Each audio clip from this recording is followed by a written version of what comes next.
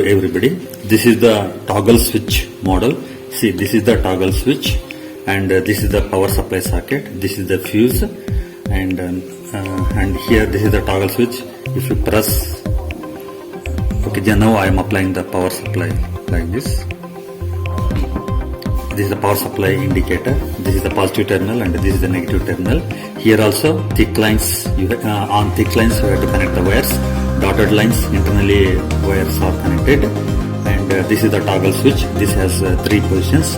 Now this is the common position. If I move this lever to left side, this bulb will be on, and again if you move the lever to the center position, it will be both lights are off.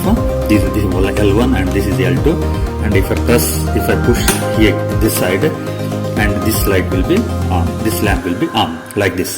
This left side, and this is common, and this is right side.